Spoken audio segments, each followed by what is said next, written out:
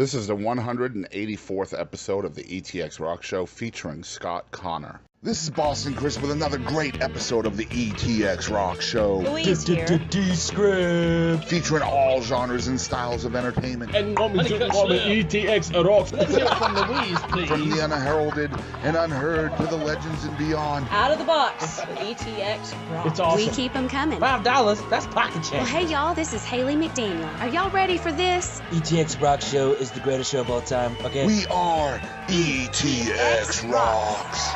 The ETX ROCKS Show is the best show of all time, say? The other shows, you're good, you're real good. As long as we're around, you'll be second best, say? Cut. Hey, y'all, this is Ray Scott, and thanks for tuning in to the ETX ROCKS Show.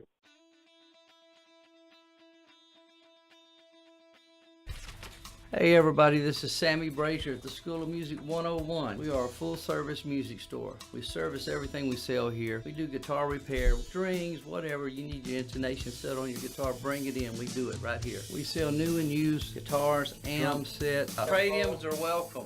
Bring your old gear in, get some new gear. Come on. We're doing guitar lessons, bass lessons, keyboard, drum, trumpet. We have some of the best teachers in East Texas. Terry Salyer's been with us. Toby Phillips. I have Daryl Gann on keyboard. Val Nell. All styles of music. We like to have fun with music, and we teach them, songs that they want to learn, and maybe a little music theory mixed in there with it. But we try to make it fun. We have 2 recitals a year. We're also going to do a battle of the bands, a battle of the lead guitar players. We're starting a new program that's called Garage Band, and what we're going to do is we're going to get some of these young people together, and they can form a band. And after a couple of months of them rehearsing with a mentor as a band, we will let them play at a local venue and invite their parents out and things like that, just to try to make it fun for them. The first lesson is on us. It's free, so come on out, sign up. And by the way, we have a special this month. If you don't own a guitar, you don't own an instrument, we're going to furnish one for you so you can see if you like taking lessons and maybe you want to pursue it and buy that instrument or another one somewhere. We also have a video production company. If you need them to come out and do your birthday or your graduation, whatever, we can provide it for you. Here are some of the students that make us really feel good about teaching. Some of the success stories, for instance, Allie Venable. She started when she was 12 years old. She's doing records. She's playing all over the country. Reese Malone, who started when he was maybe 10 years old. I can remember him coming in at 10 years old and wanting me to show him some Jeff Beck. So I knew he was going to be good. The store is open weekdays Monday through Friday from 10 a.m. to 6 p.m. Saturdays we're open 11 to 3. We're located in Hallsville, Texas, 300 East Main Street, Hallsville, Texas. Lauren's mom, Susan. We started lessons about 6 weeks ago. Heard about him through a friend, and it's just been a really good experience. She's enjoyed it and looking forward to the next lesson. Y'all come on down and see Amy. She's at the School of Music. You'll probably find her behind the cash register. The store number is 903-660-7333. If you can't get us there, call me on my cell, 903-987-9639. We are School of Music 101, where school is cool. Hey guys, Boston Chris here with another great episode of the ETX ROCKS Show. This is episode number 185 of the ETX ROCKS Show. From June 1st of 2016 to now we're sitting here in the month of September of 2017, and we are rapidly approaching the end of our season 2 on the ETX ROCKS Show.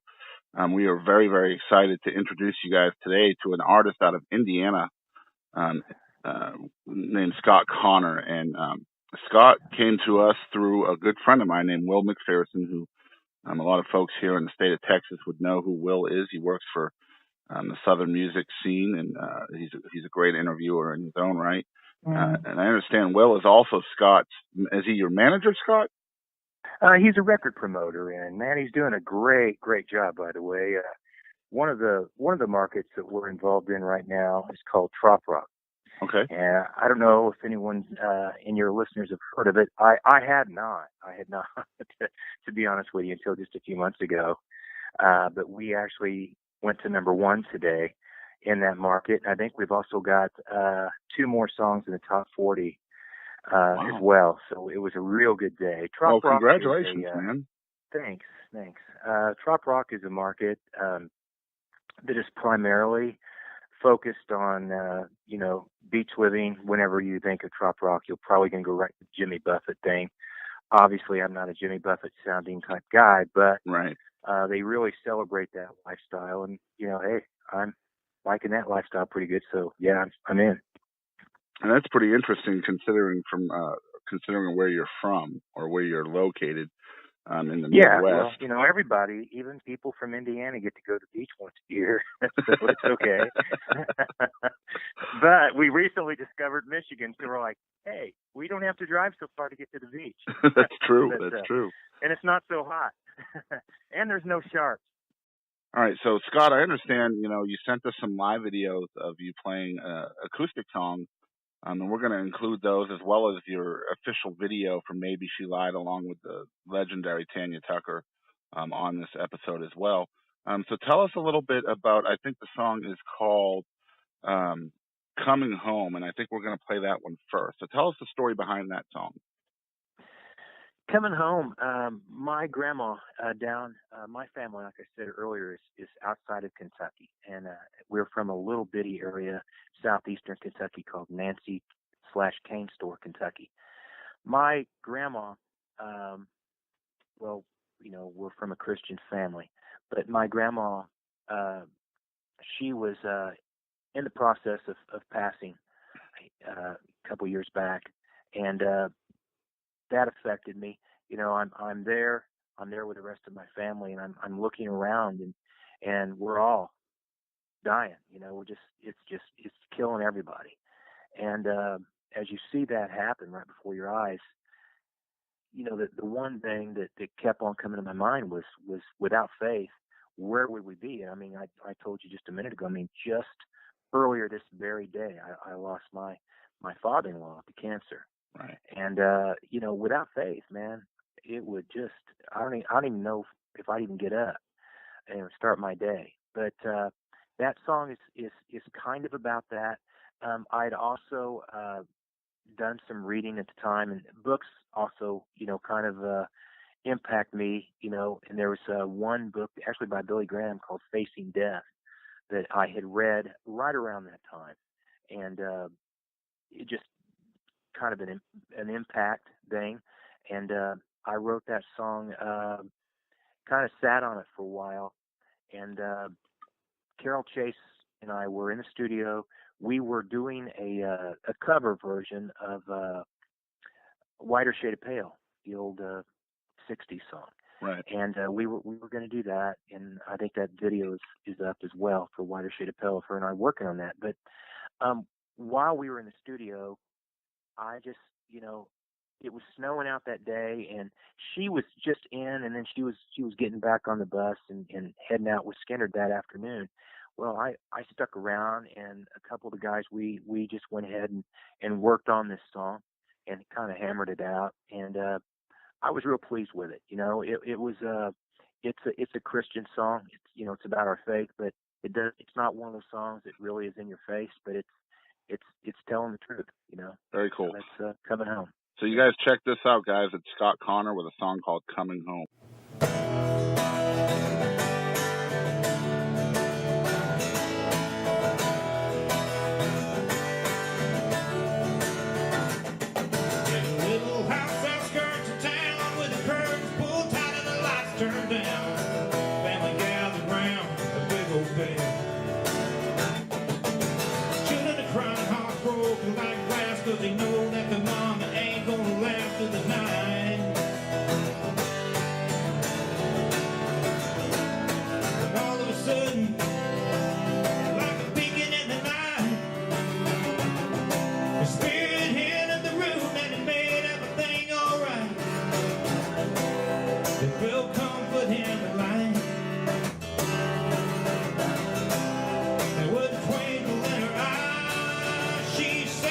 Coming home,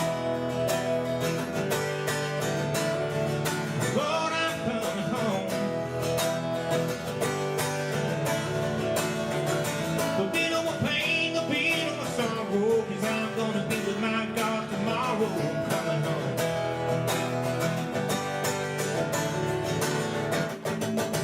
Here's the thinking, alone in the dark.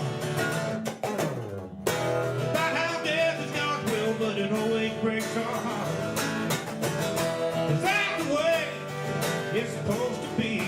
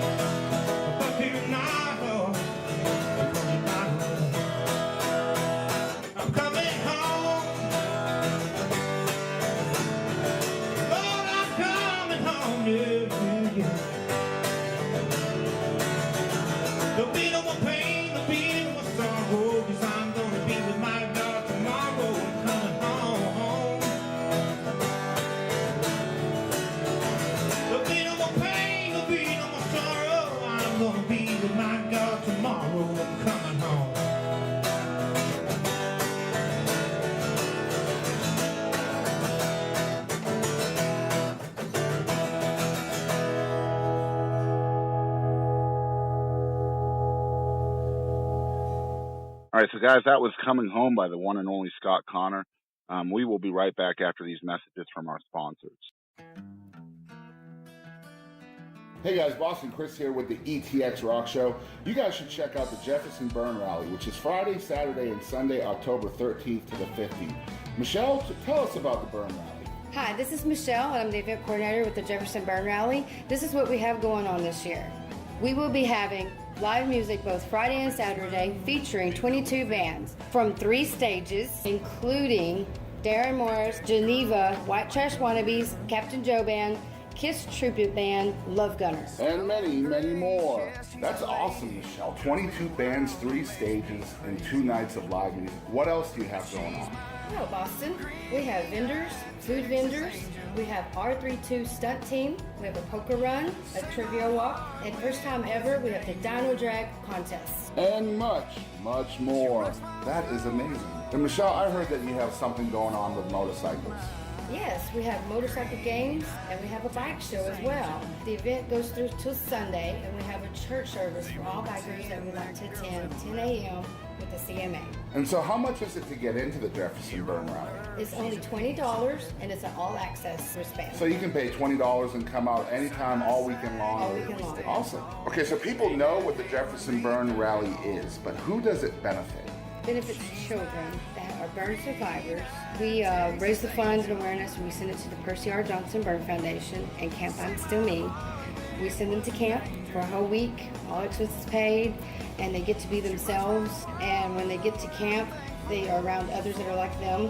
Where do folks go to come enjoy this rally? Downtown Jefferson, on Polk Street and Austin Street.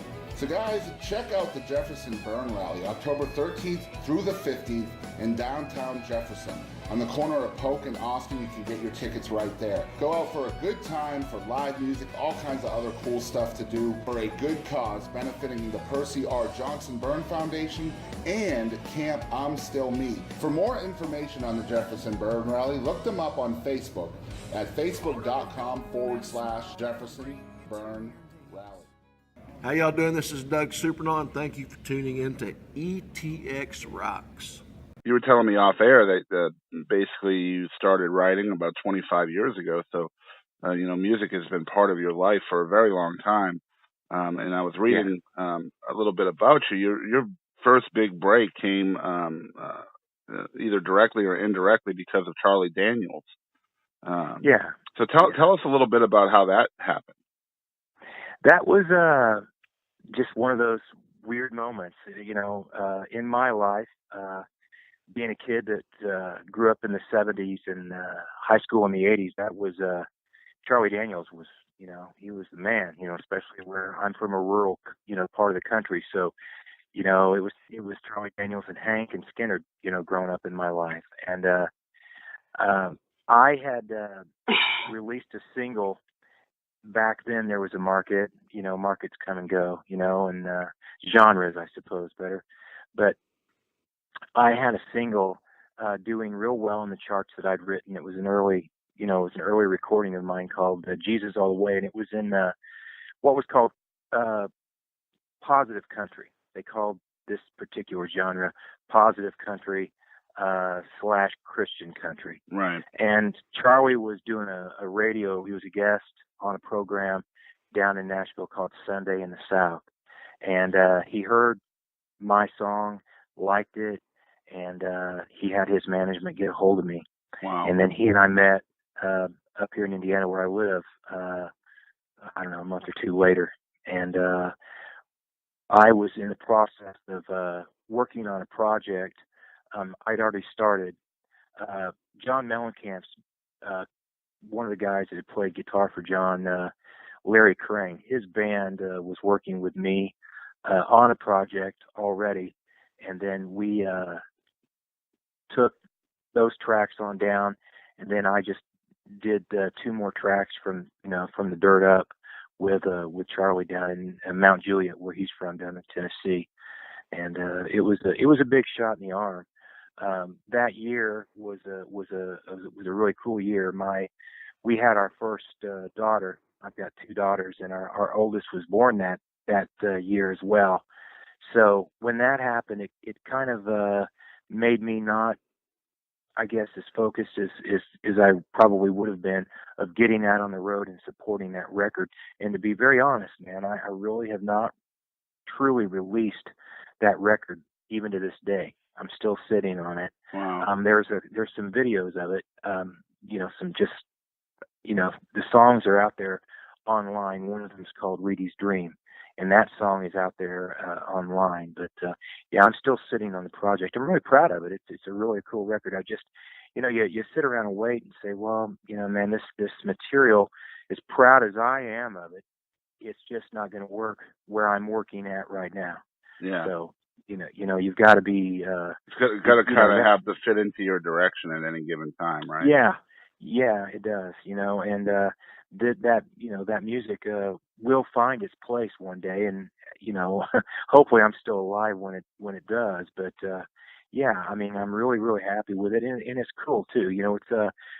It's been so long ago that back then we were using DAT tape. So a lot of people probably listening to your show don't even know what that is, but it was before everything went full blown digital. Right. I still have the master tapes out in my studio right now. That's awesome. And I mean, don't have anything to play them on. It's cool what your vibe is too. Like, I mean, it's obvious that you've been at this a long time.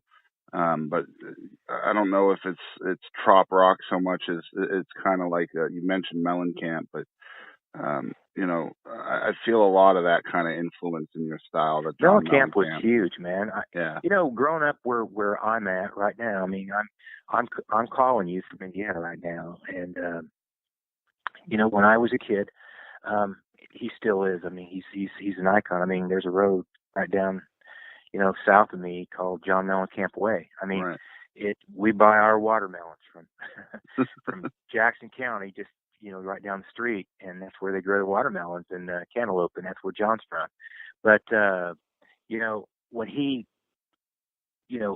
hit, his sound was cool, and we were all proud of it. I mean, at least I was. I was proud of it because it was a guy from Indiana, and the guys that played with him were from Indiana, and it proved that we can do more around here than just be farmers. And not that there's anything wrong. I live on a farm, but I mean, I wanted to play music, and it gave me an idea to think, okay, it's doable. We can find a way out of this, and I just stayed with it, and it's working. So was he a major contributor or the major contributor or influence in kind of inspiring you to make this your career? Not really. I mean, when he showed up, yeah, he kind of put the whole thing on steroids because by then I'm a teenager, and he's just killing it. And back then, you had MTV and all that stuff, and I'm sitting, trapped in Indiana watching this guy, go worldwide on MTV. But before that happened, when I was just a kid, I'm talking 11, 12, maybe 13 years old. I have an older sister, and she used to be one of the warm-up singers at a place down the road from where we live called the Little Nashville Opry. The Little Nashville Opry had major stars from the time every Friday and Saturday night. And I'm talking Loretta Lynn, Mickey Gilley, Jerry Reed, Farron Young, Ernest Tubb. That list goes deep. Right. And so every weekend, whether I liked it or not, my mom and dad made me go see my sister sing. And as I'm sitting there, I'm kind of, some of the artists, I'll be honest, weren't blowing my mind. But then, some guy like Jerry Reed walks out there and you're like, hold on a minute, that's kind of cool, and people like that, gosh, I saw just so many. And at the time, you're having fun, you're enjoying it, but you just don't realize what's really being poured into you. Yeah. And I think that really affected me in a big way. And my family, my family's from Kentucky. We grew up here in Indiana, but both of my parents are from Kentucky, and there was just a lot of country music, in my house when I grew up. But as that turned and as I turned into a teenager, I think most teenagers go try to find something that they can identify with that's theirs. Everybody does that. Right. Well, for me, it was more of a definitely a John Mellencamp strain going on. But the Hank Juniors and the Skinnards and Marshall Tucker and Molly Hatchet, all that stuff was coming at me as well. So that music, even though it was different, it was still country, just a little bit more guitar and a little bit more of an edge. But still, it just kind of mesmerized into or transformed rather into what I am. And you don't realize it at the time. You're just a kid trying to play guitar. You don't Right. have any idea. But as I began to play and I began to write, all of those styles kind of came back, and I still, I'll still hear something every now and again from the past. And, I don't know about you guys, but I still listen to a lot of that music. As a matter of fact, I believe this very day I was driving down the road in my truck listening to some Bounty Hunter by Molly Hatchet. I still do that. I didn't change that much. Yeah, we just got home yesterday. We did a 4-day kind of trip. We went from East Texas here to northern Alabama and then hit Nashville. And on the way back, we did Jackson, Tennessee, and Memphis, of course, and then came back yesterday. So we did like a 1,300-mile loop in like 4 days. So there was a lot of listening to music along the way. Very cool. And thankfully, we just got a new vehicle and it's still got satellite radio in it. So so we were jamming to the Beatles and Elvis and just old time country music. And my story is very similar to yours. Growing up as a young kid in Massachusetts, which is even further north than Indiana. And I think the further north you get, the less likely you're going to be exposed to good country music, I think, especially back in the day. And biscuits and gravy. I mean, you don't have biscuits and gravy up there, so I don't know, man. No, I didn't know what biscuits and gravy was until I was in the military. But so I kind of grew up in Massachusetts, kind of the same way you did, in going to different fairs and jamborees and Opry shows. Listening to the same kind of folks you're talking about. Loretta Lynn and Mel Tillis and Freddie Fender and probably around the same age range too, maybe a little younger, 8 or 9. So as a youngster that's being exposed to this amazing music, and I know, when you were a kid, you probably didn't realize, what was happening or even kind of be grateful for what was happening to you either. Maybe even. Well, I thought I was going to be on the Celtics playing with Larry Bird, and I'm still very, I'm just cannot believe that didn't happen. Yeah, I could see that too, being from Indiana. But yeah, man, being exposed to that music, it's like being, you're being influenced over and over, and you're soaking in greatness all the time. So, I mean, when did you realize, when did you go from maybe taking that for granted as a really young kid, to letting that open your eyes to the possibilities of doing that yourself? There were some guys, a couple guys older than me at school that were just outlandishly good guitar players. Yeah. And this is no lie. I was they had a high school talent contest at the high school, and I was a freshman.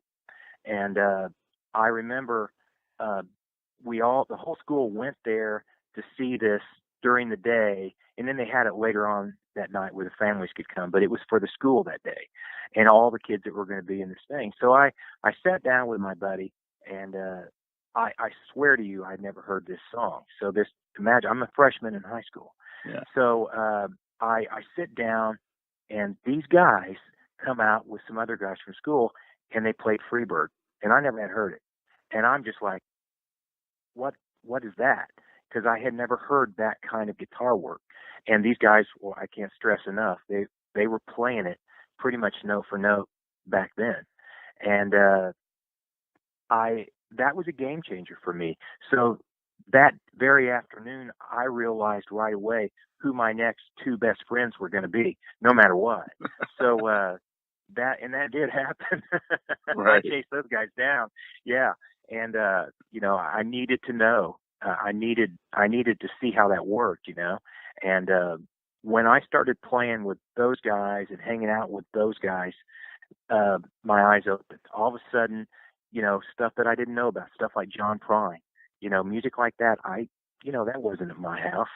So, and then, I think I might have mentioned somewhere for someone recently, I used to get $4 to wash my sister's car, So I'm out there washing her car, and she has a real cool looking tape in her car. It's got a cool looking cover. It's called Toys in the Attic. And then I heard Walk This Way, and I'll tell you what, when you have not heard that kind of music, if you love music the way you and I both do, you hear it. You don't ever forget the first time you heard that kind of stuff.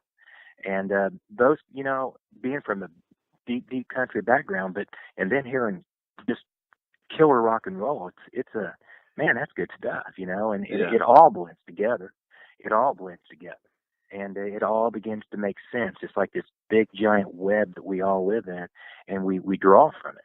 All right, Scott. So we were talking a little bit earlier, I think, about, you had the great pleasure of recording a song called Maybe She Lied. And somehow or another, you ended up with the legendary Tanya Tucker on this song. And we're going to play that video for our listeners here in a minute. But tell us how this all came about.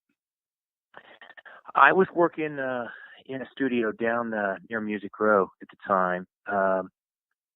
And she had been working in that studio as well, with a different producer. I was just working with an engineer friend. And I think we were all basically talking at the end of the day about, what I had been working on, and they were just interested, just seeing what we were doing, I guess, if we're going to, tear down the building that day. And, we started talking, and guy says, hey man, can I get this track and see if she would be interested? Well, she was, and wow. If I understand this right, and I hope I'm not telling tales, but I believe at the time I think she had or has a place out in Malibu, California. And first time, man, I swear to God, this is true. So I get in Nashville, and this is later. So I go down there to meet Tanya Tucker, and we're going to work on this song. She's got the track. She digs the track. We're going to do it. I'm in Nashville. I've already spent the night in Nashville, and I'm all nervous, and I'm getting ready to meet freaking Tanya Tucker. I think I'm tripping. Yeah. Swear to you, man. The contact that was bringing her in, she sent a picture of her toes in the sand from Malibu in that song she sent. She didn't say nothing. It's like, I ain't coming. And I had to drive back home the first time. That was my first impression of Tanya. Wow. It's like, I'm in Malibu, and I swear I got her toes in the sand. I got a picture of that on my phone. That was how that work started. But, I think at the time she had some health issues. Right. And I don't think she really wanted to let anybody down, but she'd had some health issues. Mm-hmm. So the next time I go down there, she's there, and she's there with bells on, and man, is she ready. She knows the song. She doesn't need the lyrics. She's got the lyrics, but she doesn't need them. She knows the song, but she's got little ideas and stuff. And I think one of the things that really came out to me about Tanya is she's worked around the true legends. I mean, she's Tanya, but she's worked with like George Jones. And one of the ways that I had enunciated the word memory, I think for timing reasons, I think maybe I'd said something like memory or something like that. And she looked at me, she said, George Jones told me always pronounce your words just like you would in any other sentence. I'm like, well, if George Jones said that, by God, that's the way we're going to do it. Right. And that's, I'm not going to argue with George Jones, right? Well, I did a little research, and he actually did change his words a little bit sometimes, but, who am I? She was unbelievable, man. Her voice was so good. And a lot of times, if you work with people that maybe don't know the material and not incredibly familiar with it, they'll need take after take, and then you just cut and paste, cut and paste, cut and paste. None of that happened with her. Wow. She knew the song, and she is that good all day long. all day long. She Incredible is so stuff. good. So you guys Yeah, check this out. wild. This is the official video for Maybe She Lied. This is Scott Connor along with the legendary Tanya Tucker.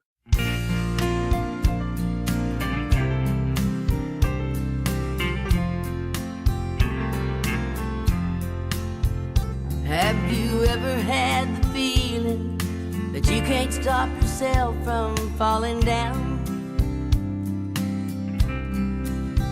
No matter how you reach for something, you can't stop the thing from spinning round. Lightning seems to light the night as the thunder resonates a lonely sound. I stand here helpless as a child, staring at the ground. Well, I don't know where I lost her, but I tell you, man, I'm feeling pretty rough. I gave her all the things I ever had, but what I had was not enough. And the diamonds that my mother wore were laying there beside the kitchen sink. And I broke down as I called her name. Then I began to think, maybe she lied, 'cause she didn't want to hurt me. She couldn't stand to see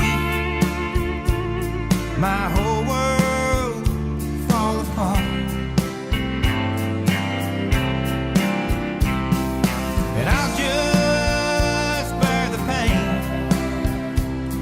Let me wipe away the stain of these teardrops that fall from a broken heart. When he held me in his arms, it felt to me like the world would melt away. You know, we used to talk for hours on the front porch at the end of every day. And I told him that I was glad to finally get the chance to settle down, and that we'd grow old together. But one day, the whole thing came unwound. Well, these shadows on the wall were chasing me around the house just like a ghost. And this music on stereo plays James Johnson songs we love the most. If I had my mind about me, I'd take my truck and simply drive away. Oh, but I'm down to my last memory. All I can do is say, baby, I lied, 'cause I didn't want to hurt him. I couldn't stand to see his whole world fall apart. So I'll just bear the pain as I wipe away the stains of these teardrops that fall from a broken heart.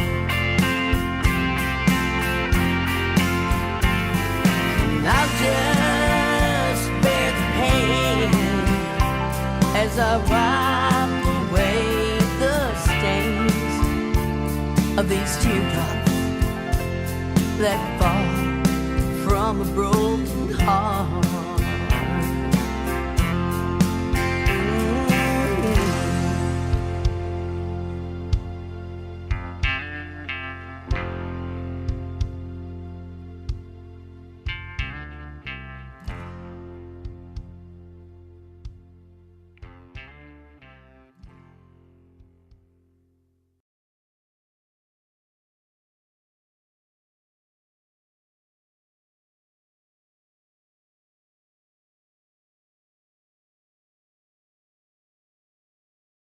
I mean, And isn't that what's great about music anyway? Is every person on the planet that's a musician or an artist, each one of us has been influenced by different people, and there's so many different yeah, there's so many different ways to be influenced too. There's musically, there's instrumentally, there's writing wise and vocally wise, and what's great about music, yeah, I think, you're is right. every person has a different set of those influences.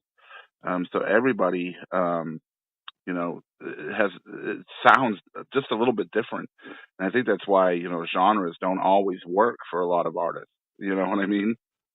Yeah, yeah, and that's something I think a lot of people. I hope I don't bum people out when they say, "Well, who are you listening to?" I mean, right now, and I hope I don't bum them out when I give them my list of music, because it's not always music that sounds like what I play. I like a broad amount. As a matter of fact, there's one guy that's doing real well down in Texas, Chris Knight. Have you heard of him? Yes, absolutely. He plays Yeah. throughout Texas quite often. Yeah, he's another guy that when I heard one of his early albums, man, I'm just like, my God, that might be the perfect record. That's a perfect album, end to end. And guys like that, you hear them and you're like, man, maybe I should just quit. They're just so good. But you just keep on going because you're not in competition with your other artists. You're not in competition with anyone. You're simply doing it because it's what you do. I know this, man. Yep. You know these guys that go out and play golf, and they're going for some score. Right. Man, when I play golf, it looks like Jerry Lewis drunk. I don't need to be playing golf. I got to play music. I don't have time for golf. But we all have something that we're passionate about and that we love, and mine just happens to be writing music. I love to write and record. That's really what I just enjoy the most. Right. And I just think that's the awesome thing about music is so many people, everybody should be different because everybody's set of things that inspired them is obviously going to be different. And that's obvious with you as well, especially, with your writing. I've been listening to a lot of your songs, and what I love about your writing style is you are writing about real things, things that affect real people. And I'm talking about, like bullying and all of this other stuff, is different songs that you've written over the years. So, how do you, as a writer, let me try to formulate the question the right way. A lot of people will write about what I call fluff. Yeah. Where they're just trying to be mainstream, they're trying to be marketable. But sometimes a lot of the times, really, you can lose your relevance by just doing what everybody else is doing. So, as a writer, what kind of risks do you think you're taking by just being relevant and not really caring about whether or not, somebody likes the song or not? Well, I think with age, as you're in something for a while, you stop caring so much about what other people think because, you realize pretty early on that's a complete waste of time. Right. You can talk to people in Nashville, and everybody's got an opinion, man. I mean, everybody's got an opinion about you, your music. They'll tell you even about the clothes that you wear. I mean, there's no bottom end to what these people will tell you. I don't focus on any of that. I think it's important just to be who you are.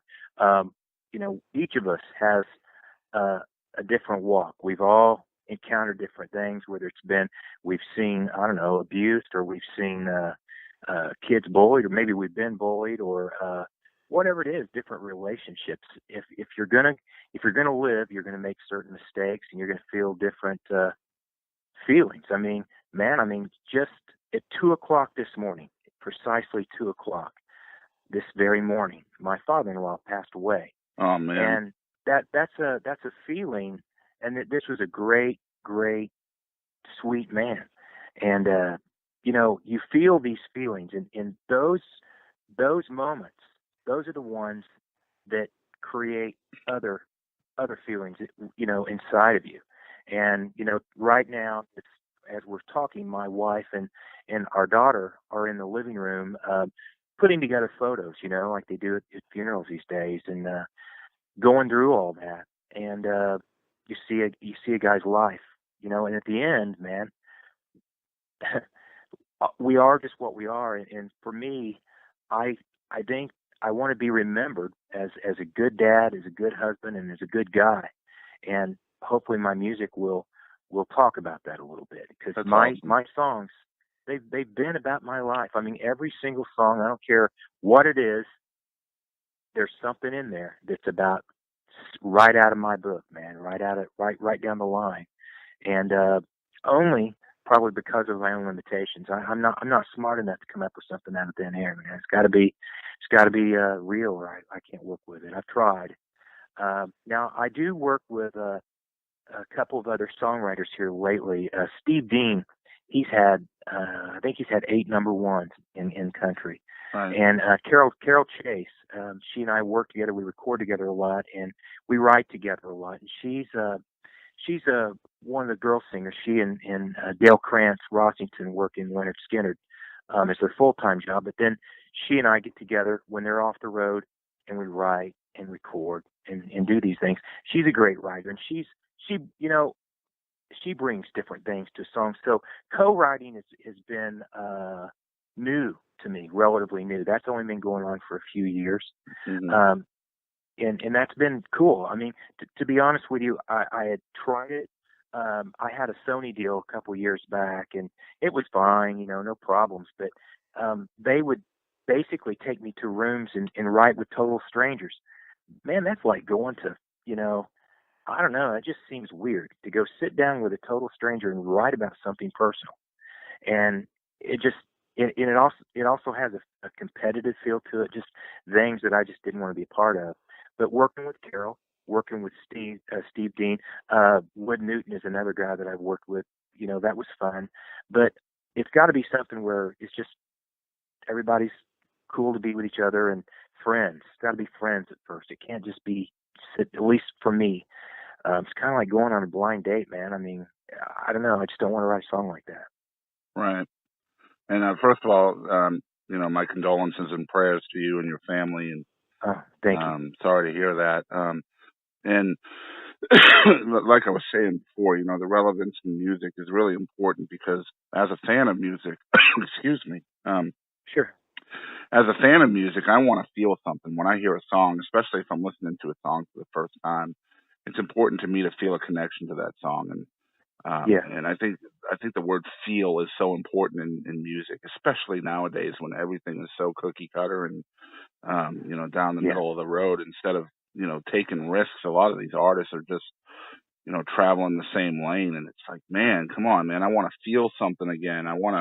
That's why Hank Williams and Johnny Cash and guys like that, Waylon Jennings, back in the day, they could make you feel something, and you wouldn't even have to know what the lyrics were to feel it. A lot of the times. And then that's kind of what you're talking about there.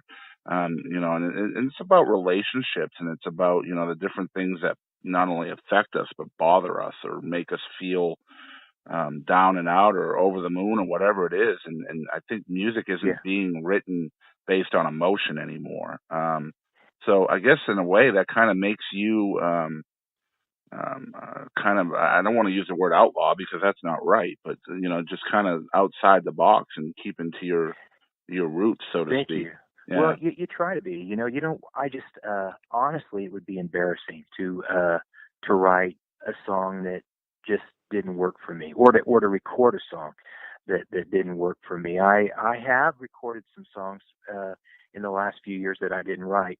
I wrote a song called All About. I'm sorry, I didn't write it. I recorded it. A song that Chris Stapleton wrote. I think he co-wrote it with another guy, and that. But I liked the song, and I sat down in Nashville and went through some songs, and I liked it. And Sony, to be honest with you, they didn't really want me to record just my songs. Mainly because I wouldn't give them my publishing. So they wanted me they wanted me to record songs that they own the publishing rights. So I'm just straight up. I mean, that's the truth. So I had to go through and listen to songs, and what I appreciate working with people like that. But man, I want to do things I think that matter to me, and I'm not belittling any of that time spent with Sony, but I want to write my own music, or if I want to do a cover song, it needs to be a song that I desperately want to do, but I don't want to just do something because somebody asked me to or tells me to do it, because I don't want to do that. I just want to do things my way. One thing that I we've talked about John Mellencamp, and that's something that I've done. I straight up copied off of him because I love his music so much. When I was a kid, and I don't know if they did this nationally, man. I don't know if they released these songs, but back when Small Town came out, in my town, in like where we went to get pizza in places, the jukebox had an acoustic version of Small Town. Did you guys have those like songs in other parts of the country? Are you talking about the little, like you would go into a diner or a restaurant and it'd be like a little jukebox on the wall next to your booth? Yeah, jukebox, and like absolutely. You could play Small Town. Did you have the acoustic version of Small Town or Pink Houses? I don't think I've ever heard the acoustic versions of those songs. I'm going to have to look them up now. That might have just been, local. I don't know, man. My world was right here on this very road that I'm talking to you from right now. Mm-hmm. But, I thought that was cool. I thought it was personal. And I've done the same thing. I did it, actually, the song that's doing well right now on Trop-Rock radio, I did an acoustic version. By the way, I recorded that with T. Graham Brown. Do you know who he is? Of course I know who T. Graham Brown is. Okay. Well, I never know. Yeah, wow. Okay. Yeah, and he and I did that song. We did an acoustic version. And then while we were working in the studio, I did another song with Tanya Tucker called Maybe She Lied. And we did an acoustic version of that. And then we did an American radio version of that too, because the original version was going to run well over the time that, it wasn't going to work on American radio, because they're only going to give you about 3 minutes and 15 seconds before you're done. And this is the Tanya Tucker song is just a great, great song. Thank you. Just an amazing song, and y'all's vocals blend so brilliantly in that song. And I know you're talking about kind of the small town feel and all that right now, but I definitely before we end the episode, I want to hear your take on how all that came about as well. Sure. Continue. Yeah. Well, I just wanted to, for me, I wanted to offer different ideas of the same songs. If people like my music, if I've got other parts of the song or other versions of the song, I just want to throw it on out there. Right. And I'm also guilty of re-recording songs that I've recorded years before, because, man, I may get a better idea for that song and I need it to be recorded. So if I can improve on it, I want to. And I'm guilty of doing that as well. I've got one song called Taylorsville Angel, and I recorded it back when I was doing that Charlie Daniels helped project. Well, I re-recorded that song years later, and just because I wanted another shot at it, because I felt like I could do better.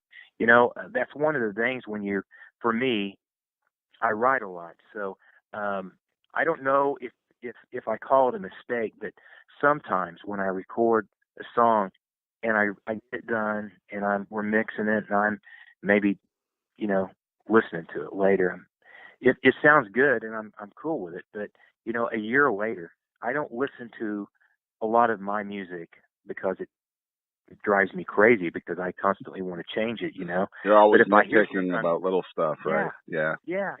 So that's what's happened is I'll hear something, I'm thinking, what was I thinking? I could have put this there, or a better this or that, more drum. That's my other big thing. Yeah. Do you think that's because of growth? Like you're, even at your age and experience, do you think you're still kind of maturing within your sound, and within like a year later you hear an older song? I think we change. Yeah, we change a lot and we get into different sounds. I think one of the things for me is and I think a lot of the guys that I work with these days, they're all familiar with me. They don't think I'm crazy. Well, they probably do, but they don't hold it against me. But I like big drums, man. I like drums that are so powerful and so big, they'll run you out of the room when we're recording it. And that whole concept started. It's funny how when you admire somebody and you hold someone else's opinions up, you just carry that piece in part. And that came from a John Mellencamp interview probably back when I was in high school, and I heard him say, drums, Kenny Aronoff, I want these Kenny Aronoff sounding drums. And, Kenny is still, in my opinion, one of the best drummers of all time. I mean, he's, you got your John Bonhams and Neil Peart and guys like that, but Kenny Aronoff is a great drummer, truly a powerful drummer, and tasteful too. But they're loud, they're big sounding, and I guess I've pursued that sound as well, and I've walked out of certain studios because I walk in and think I want to work there, and I look up and the ceiling's not tall enough to get the drum sound I need, so I just say, "See you, man. I'm out. Yeah. I'm going to need bigger room." And I don't mean to sound like a jerk. It's just, man, you want this sound, and then when you take it to the board, that doesn't mean you can't turn that drum sound down. I'm not going to say we're trying to make this thing Phil Collins, but it's just you want it, big sound, By the way, do you remember the time Phil Collins produced Eric Clapton and you couldn't hear the guitar on Behind the Sun? That's an example of too much drums, right there. Yeah. But my bad. Go ahead. No, I think it's refreshing though. I mean, as an artist, you've got your hand in every aspect of the creative process, from writing to performing to recording to mixing to engineering, all of it. So your hands are in all of it, and I mean, it's your vision to begin with anyway. So it should be you that's kind of making sure the train gets to the end of the track the correct way. It's my fault if it sucks at the back end. For exactly. Sure, yeah. But I'm okay with that. But I think that may be one of the reasons. And I don't mean to I'm not putting other artists down, but people talk about a lot of music sounding the same these days, and I think a lot of that's just because these artists, they come in and they don't call the shots. They just come in and do what they're told, and they leave. And then later that afternoon, the next guy or woman comes in, they do it again at the same mic, same headphones, same players, same everything. It's like a factory. It's it's assembly line music is what it is. Yep. Yeah, you need to be very cautious with that. Now, that's an awful lot like karaoke, if you ask me. Mm-hmm. It's not really creating anything new. And, you probably also saw that show on Netflix called Wrecking Crew, about those incredible artists, players, guys like Glenn Campbell. Glenn Campbell. They were all there playing every day for a living, making unbelievable music. And I think we can all agree we're just torn apart when we found out the Monkees didn't play their own instruments. I know I was surprised. So we get through all that, but it was different time back then. You had producers such as your Brian Wilsons and guys coming in there and at least saying, "Hey, this is what I want. You're a great player. Give me your perspective of what I want." And so then you got a room full of greatness. Now, at least in Nashville, if you're not careful, everybody gets a vanilla bag at the end of the day. And that's not what I want. And I'm not saying there's any sin with sounding like, George Strait or trying to sound like George Strait. I'm just saying that's not what I want to do. Mm-hmm. And, it's important. And I like songs to sound a little bit rough, don't you? I mean, I think kind of cool to. I think the way it should be is like it has always been, and we touched on this a little bit earlier about multiple influences. And I think you even commented, I straight up stole that from John Mellencamp. Well, yeah. I think it's about growing up, being inspired by artists that came before you, and then taking the little nuances of each person that you like and adding it to your own personality, and then seeing what comes out of that. And I think that's a big reason why, you have your own likes as Scott Connor, in the studio, what the end product needs to be. And, all of those little things are kind of part of that. It's just a mixture of different ingredients, and the ingredients have been instilled in each artist from the time they started listening to music. It's like a big quilt, it's like little squares sewn together, and then. And I think what's happening is, though, mainstream music is kind of taking the stitching out of that quilt, and then what ends up happening is you end up with one square, and then everybody's listening to the Yeah. same square of quilt, and it's just not as fun, you know. You're right. You're right. And I also think I thought about this a lot because, hey, I'm in this business and I try to look at it from all perspectives. One of the things when you think about your Orbisons or Johnny Cash or Dylan or anybody, you name anybody from that era, and they came on in 60s, 70s, 80s, even 50s. Mm-hmm. They didn't have the reference point that people of today have. When I can walk into a studio and I'm wanting a lead line, I can look at a guy and say, hey man, Tom Schultz, second album, pedal sound. That means something, right? Because we have a reference point. Johnny Cash didn't have a reference point. Right. He was freaking Johnny Cash. He was setting the road up, And Hank or Hank Sr. especially, they didn't have a roadmap. They were playing without a net. No, they were the ones creating the roadmap. yeah, and I'm so in awe of all of those guys. By the way, I mean, if we're going to talk about Johnny Cash, Trent Reznor's, Hurt is probably the most powerful cut I've ever heard in my life. And when I saw the video first, so that was tattooed in my mind when I heard the song. So powerful stuff all the way to the end of his life. Yeah, and we're talking about, I mean, he was, in his 70s when he recorded that song. And we're talking about, Johnny Cash hadn't been on the charts in probably a couple of decades at that point. No. And, it just goes to show you that with the right mixture, with the right quilt, so to speak, you can you can remain relevant no matter how old you are.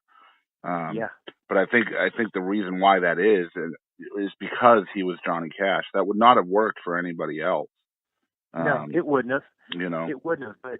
But the great thing about those guys is they were actually great. They were, they were true greatness walking amongst us. And I'm not saying anything against these other artists and myself included, but I am just a whole bunch of tiny pieces thrown together, and then out jumps Scott Connor.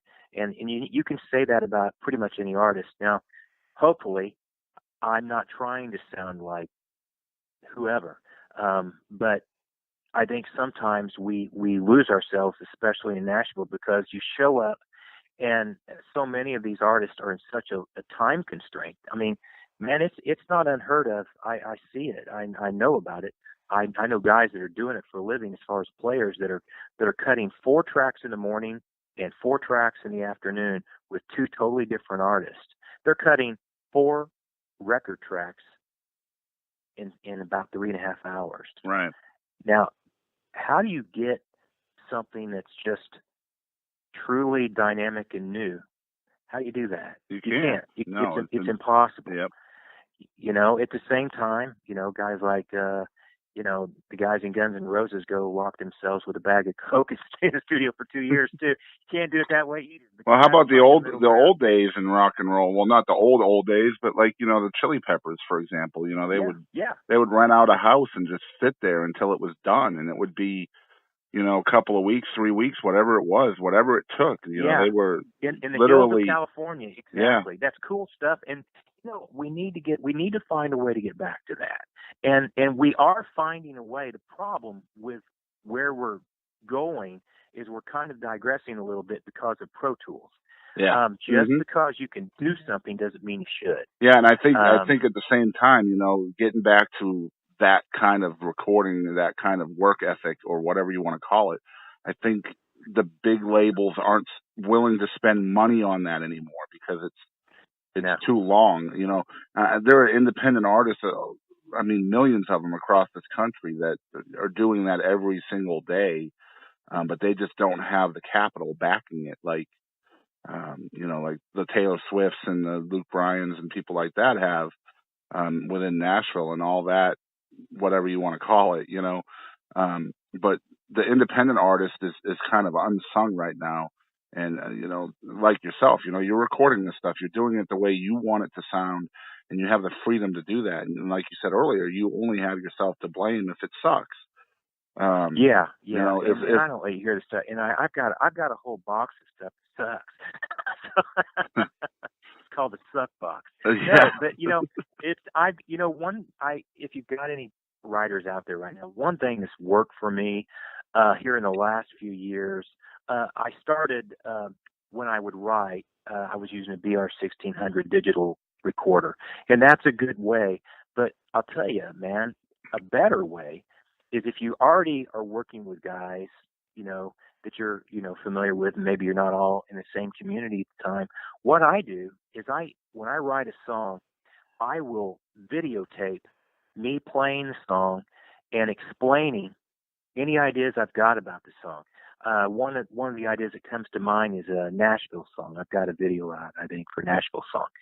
And I explained to I made each guy their own video and explained that, what I was really thinking of musically was I was kind of looking for a little bit of a Waylon feel, but not much, just a touch. And I was really talking more about the tremolo and the guitar. And then I was talking about the 1980 Alabama release, My Home's in Alabama. Yeah. And I wanted to put the song together like that. Now, I didn't mean musically. I meant mathematically. Putting the song and laying it out where at the end we had some room to breathe because it was basically a DCG progression, and I wanted people to have a little bit of room to play, Right. And but we needed to get through the song first just in case we made it for radio. We weren't sure at the time.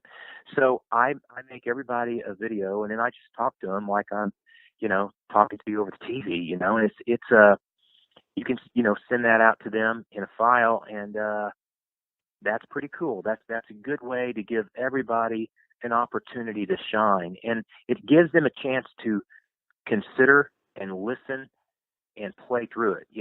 Showing up, having your oatmeal, your coffee, and you show up in a studio and you hear a track based on a number system, and you play it based on a number system, but you don't know the song. You don't even know what the song's about.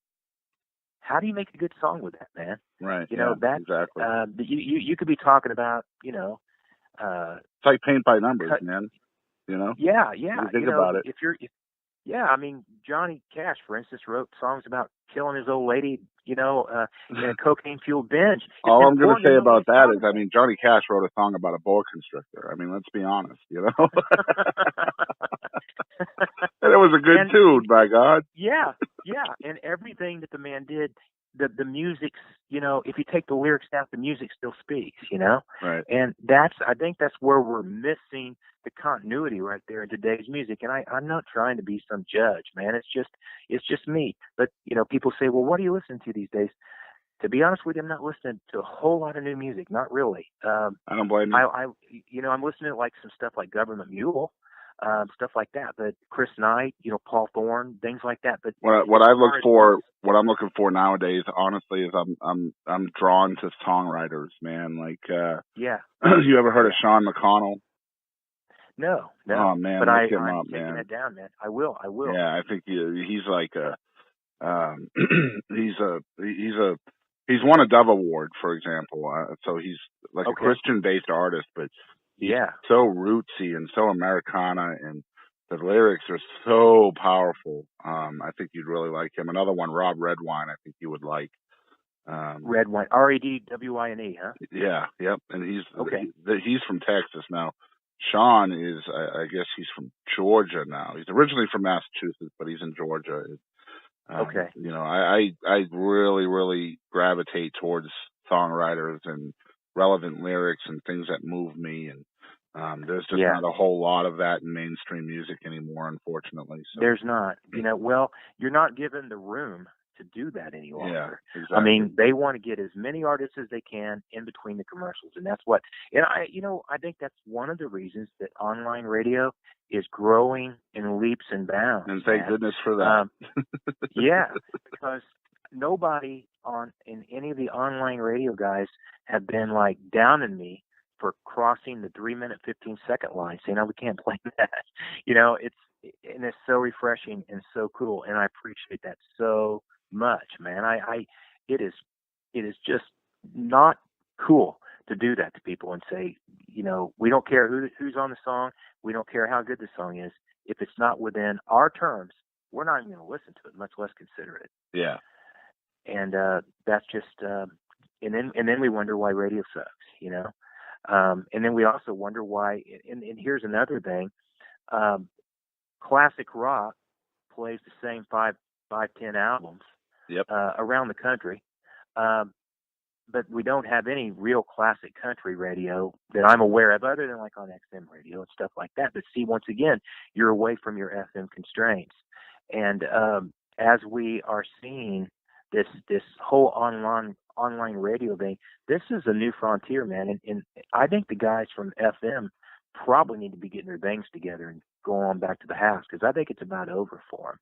You know, between what's happening with people like you're talking to me, you had another artist on at 3:00 today, right? And you're talking, you're allowing people to know these people, to know what they think, you know, their opinions.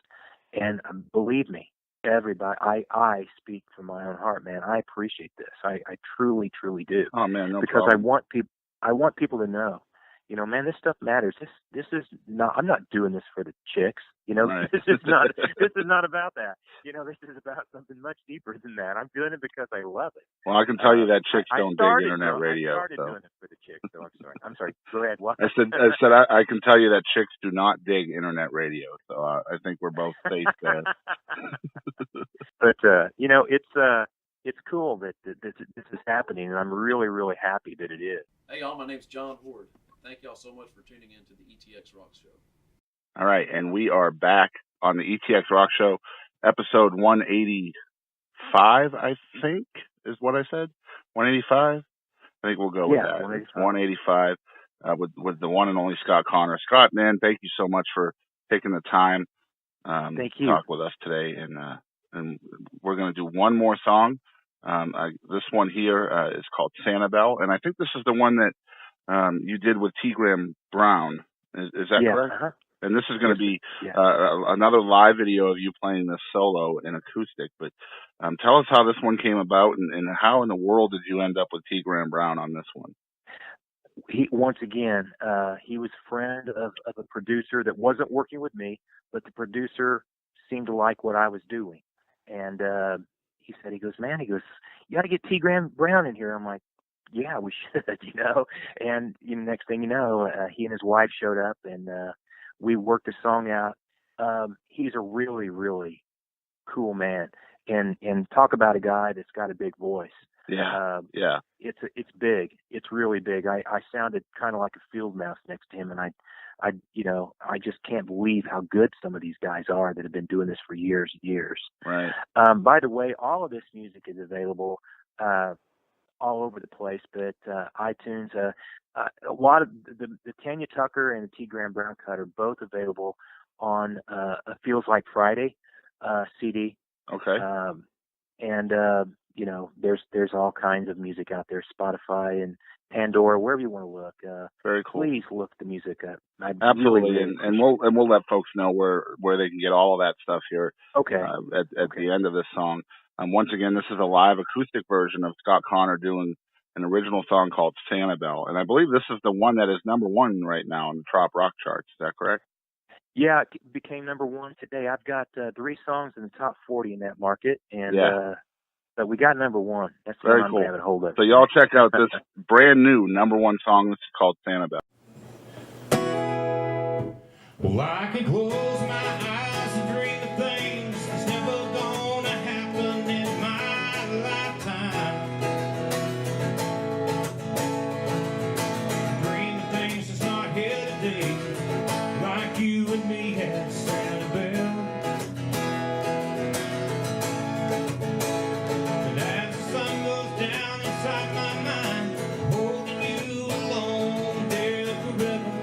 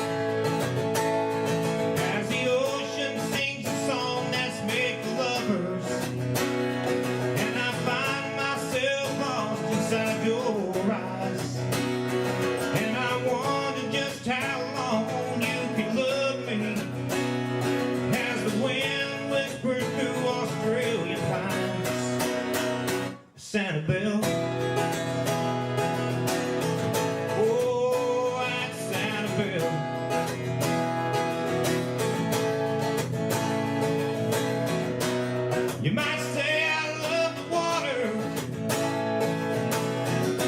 white sand and blue sky, but I truly love the sunset. Sitting there with you kind of makes me high. Sanibel.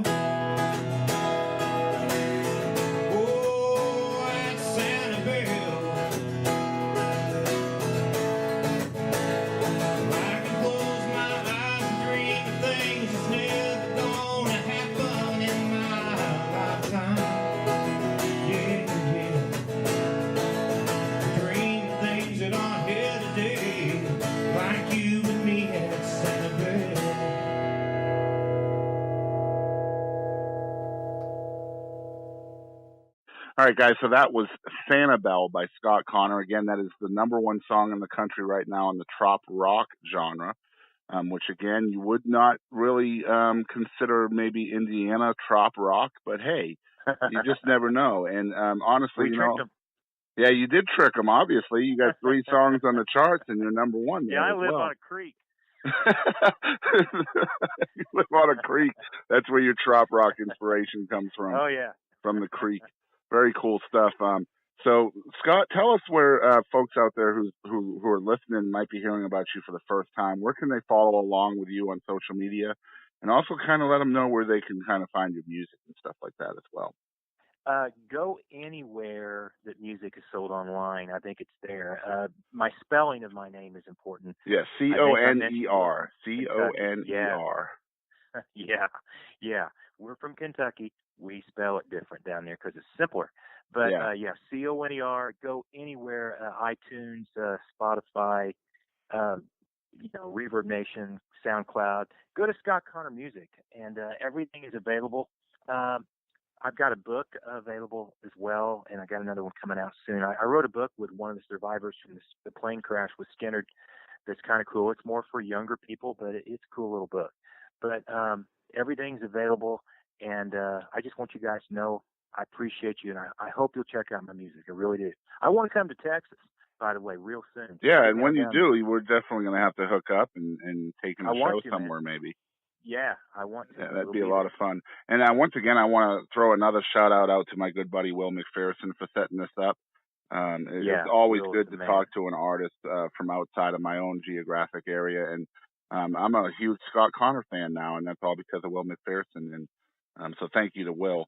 And I definitely think folks out there should look Will up as well. He's a heck of an interviewer in his own right and a huge, huge supporter of music, especially independent music. So definitely check Will out, Will McPherson. Looking at you here, buddy. And if you're tuning into the ETX ROCKS Show for the first time, please check us out as well. We are located on Instagram, Facebook, and Twitter at ETX ROCKS. You can find us on iTunes, Google Play, YouTube, all completely free. We're also on the TuneIn app, which is an internet radio app. Finally got added to that about 3 weeks ago. We're really excited about that. If you're listening on iTunes, please hit that rate and review button. That'll really help us out. And, of course, smash the like button wherever you're listening, whether it's YouTube or iTunes or wherever. Just smash that like button. It's definitely going to help us out.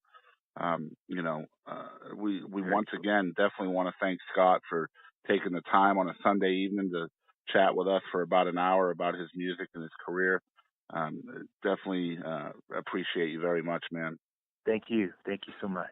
So you guys, again, thank you for tuning in to the 185th version of the ETX ROCKS Show. As we always say on the show, we want to thank everybody out there for supporting live music. And don't ever forget, ETX Rocks. Hey guys, I'm Katie Lynn, and make sure to tune in to ETX Rocks with Boston Chris. Aaron Watson, ETX Rocks. ETX Rocks, Alan Fox Band. Hey guys, we're the Morning Madhouse. I'm Carter. I'm Brandon. I'm Ginger. It's the best podcast ever made in all of history. Hi, this is Paul Bebo, and ETX Rocks with Boston Chris Barnes. You're going to love it. ETX Rocks. Hey, East Texas. DP here. ETX Rocks. Hey, East Texas, we're Enduring House, a Christian rock band. ETX Rocks! Hey, this is Monty Pittman from ETX Rocks. Hey, East Texas, Jaden Farnsworth, ETX ETX Rocks. Hey everybody, I'm David McCarty with the Gypsy Creek Band. As always, ETX rocks.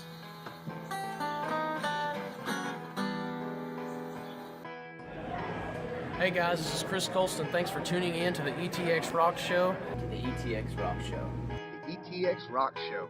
Ho! Hey folks, I'm WWE Hall of Famer Hacksaw Jim Duggan, and I just want to make sure you support local music. Hi, East Texas. This is Chris Wayne. And Crystal Clark with KYKX 1057. ETX rocks! Hey, East Texas. We're Lady Chaz and the Tramps. And just remember, ETX rocks. Hey, this is Todd Freeman of ETX Rocks with Boston Freaks.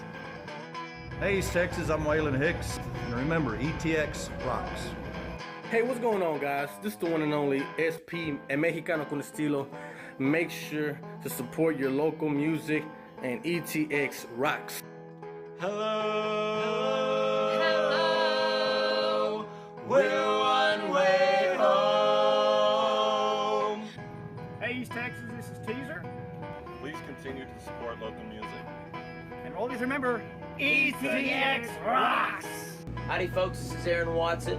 Support local music and ETX rocks. Hey, this is Chris Colston. Make sure you support local music And ETX rocks. Hey, this is Hannah Kirby. Thanks for tuning in to the ETX ROCKS Show. Tough guy, ho! Covering music-related content of all genres. If it filters through Eastern Texas, it's fair game. Y'all bring it. From Texarkana down to the coast and Dallas down to Houston and everything in between. We are ETX Rocks!